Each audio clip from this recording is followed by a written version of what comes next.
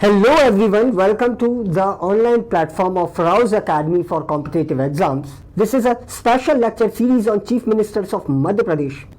हमने पार्ट 1 और पार्ट 2 में पंडित रविशंकर शुक्ल, बी.आर. मंडलोई और डॉक्टर कैलाशनाथ काटजू के कार्यकाल के बारे में चर्चा की थी।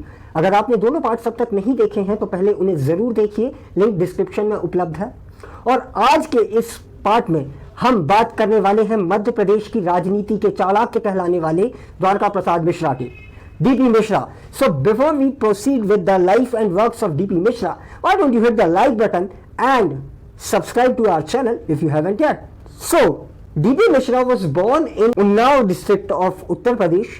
He completed his primary education from Unnao only, and he completed his degree in law from Allahabad University. 1920s के आसपास डीपी मिश्रा पॉलिटिक्स, जर्नलिज्म और एडवोकेसी तीनों में ही सक्रिय हो गए। वो बहुत सारे हिंदी जर्नल्स में एडिटोरियल्स लिखा करते थे, जैसे लोकमत, शारदा और सारथी। ये तीनों अखबारों के नाम आप याद रखिएगा, क्योंकि ये प्रिलिमिनरी में क्वेश्चन पूछा जा सकता है, क्योंकि ये तीनों न्यूज़पेपर्स इंडियन फ्रीडम स्ट्रगल के लिए बहुत इंपॉर्टेंट थे।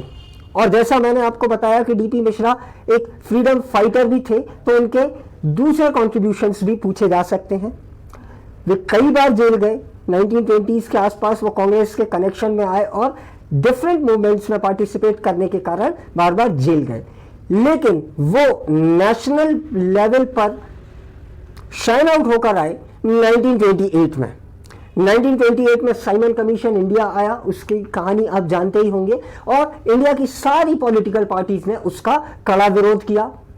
पंजाब में थी पंजाब नौजवान सभा, वो साइमन कमीशन का विरोध कर रही थी, और लाहौर में इस विरोध के दौरान लाला लाजपत राय की दुखद मृत्यु हो जाती है लाठीचार्ज की वजह से।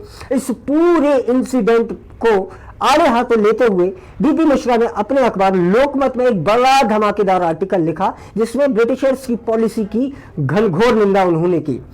इस आर्टिकल को जब कांग्रेस के बहुत जाने माने लीडर और उस समय के बहुत बड़े वकील मोतीलाल नेहरू ने पढ़ा, तो उन्होंने कहा कि इंडिया का बेस्ट क्रिमिनल लॉयर भी इतनी अच्छी चार्जशीट नहीं तैयार कर सकता था जितना बढ़िया ये आर्टिकल डीपी मिश्रा ने लिखा है। और वे नेहरू के खास बन गए, उनके साथ उनके सानिध्य में राजनीति करने लगे। एक और इंपॉर्टेंट फैक्ट जो एमपीजीके के लिए बड़ा महत्वपूर्ण है, पूछा जा सकता है, और डीपी मिश्रा से जिसका डायरेक्ट कनेक्शन है, वो ये है कि 1930 में डीपी मिश्रा ने जबलपुर में जंगल सत्याग्रह को लीड किया था। ठीक है, ये एक बड़ा इंपॉर्टेंट पार्ट है एमपीजीके के लिए, एमपी की हिस्ट्री के लिए, जंगल सत्याग्रह।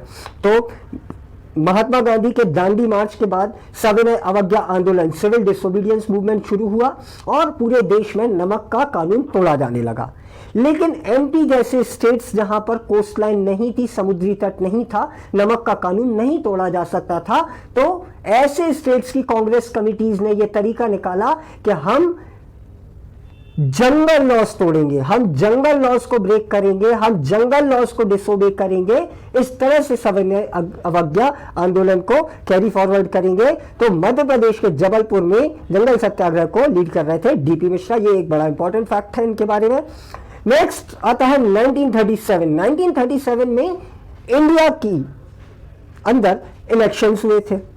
गवर्नमेंट ऑफ इंडिया एक्ट आया था 1935 में, जिसके तहत 1937 में इलेक्शंस हुए। उस समय पर एमपी नहीं था, सीपी और बरार होता था, सेंट्रल प्रोविंस एंड बरार, जिसकी कैपिटल नागपुर होती थी। तो पहले इलेक्शन जब हुए 1937 में, तो मिस्टर एम.बी. खरे चीफ मिनिस्टर बने। हालांकि उस समय चीफ मिनिस्टर को प्रधानमंत्री कहा जाता था, पर आप कंफ्यूज ना हो इसलिए मैंने चीफ मिनिस्टर लिखा है। एम.बी. खरे चीफ मिनिस्टर बने और उनकी कैबिनेट में मंत्री बने डीपी मिश्रा। अगला फैक्ट जो इनके बारे में बहुत ध्यान देने वाला है, 1942 में पंडित रविशंकर शुक्ल के साथ मिलकर इन्होंने क्विट इंडिया मूवमेंट, भारत छोड़ो आंदोलन को लीड किया था। कहां पर? पूरे के पूरे सेंट्रल इंडिया में। ऑलराइट, अगला इंपॉर्टेंट एक और महत्वपूर्ण बिंदु जो आप याद रखेंगे डीपी मिश्रा के बारे में, कि सीपी और बरार के वो होम मिनिस्टर थे 1947 से 50 तक। ठीक है, और जो बात आपको याद रखने की है वो ये है कि डीपी मिश्रा का एक बहुत बड़ा कंट्रीब्यूशन था ऑपरेशन पोलो में। ऑपरेशन पोलो आप जानते होंगे हैदराबाद का इंडियन यूनियन में मर्जर के लिए चलाया गया एक ऑपरेशन था, सरदार पटेल जिसके लीडर थे।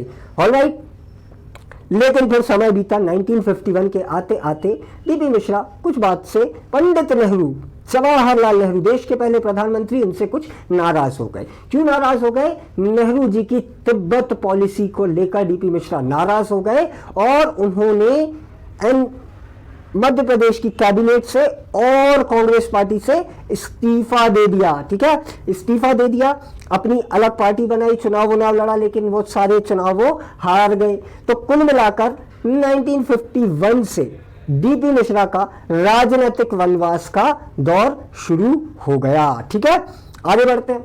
लेकिन डीपी मिश्रा के एक बड़े अच्छे मित्र थे, उनका नाम था पंडित रविशंकर शुक्ल, पहले चीफ मिनिस्टर मध्य प्रदेश के। हमने पहली स्लाइड में, पहले लेक्चर में इनके बारे में बात की थी। तो पंडित रविशंकर शुक्ल से ये दुख देखा नहीं गया और उन्होंने डीपी मिश्रा को सागर यूनिवर्सिटी का वाइस चांसलर अपॉइंट कर दिया। ठीक है, तो 1956 से लेकर 1962 तक डीपी मिश्रा सागर यूनिवर्सिटी के कुलपति बनकर रहे।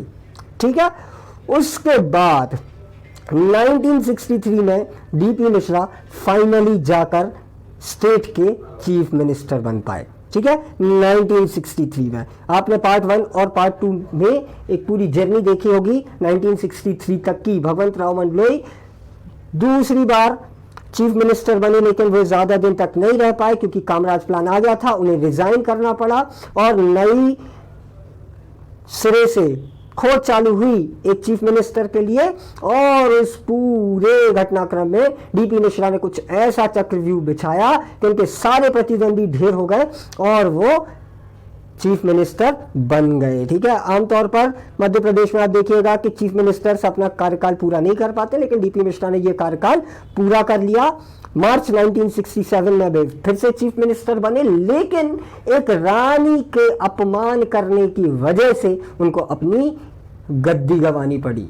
ग्वालियर राजघराने की राजमाता विजया राजे सिंधिया की एक पब्लिक रैली में डीपी मिश्रा ने इंसल्ट कर दी और रानी ने यह डिसाइड किया कि मैं इस बेइज्जती का बदला जरूर लूंगी।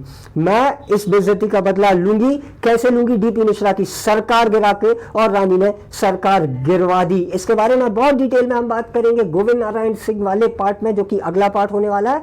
ठीक है, तो ये था डीपी मिश्रा का ओवरऑल टेन्योर। इसके अलावा वो पॉलिटिकल चाणक्य भी कहलाते थे, मॉडर्न चाणक्य कहलाते थे, तो ये भी एक क्वेश्चन बन सकता है। साथ ही इंदिरा गांधी और राजीव गांधी जब प्रधानमंत्री थे तो डीपी मिश्रा उनके पॉलिटिकल एडवाइजर थे। इस बात को भी आप ध्यान रखिएगा। ठीक है, आगे बढ़ते हैं और हम बात करते हैं डीपी मिश्रा की राइटिंग्स की, क्योंकि आजकल एमपी में एक नया ट्रेंड है, बुक्स से लेकर बड़े क्वेश्चन आते हैं। तो 1942 के आसपास जब क्विट इंडिया मूवमेंट के ड्यूरिंग डीपी मिश्रा जेल में थे, तो उन्होंने लॉर्ड कृष्ण की लाइफ पर एक महाकाव्य कृष्णायन, एक एपिक लिखा था कृष्णायन, जो लॉर्ड श्री कृष्ण की पूरी स्टोरी थी।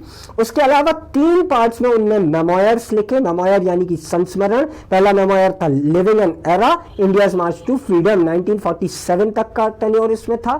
फिर द नेहरू एपोक, जो पार्ट 2 था, फ्रॉम डेमोक्रेसी टू मोनार्की, 1947 से 1964, और पोस्ट नेहरू एरा 1964 से लेकर 1980 तक, ये थर्ड पार्ट था। तो इन तीनों को भी आप याद रखिएगा। और चौथी किताब डीपी मिश्रा की जो थी उसका नाम था द सर्च फॉर लंका। तो ये सारी बुक्स थी जो डीपी मिश्रा की थी।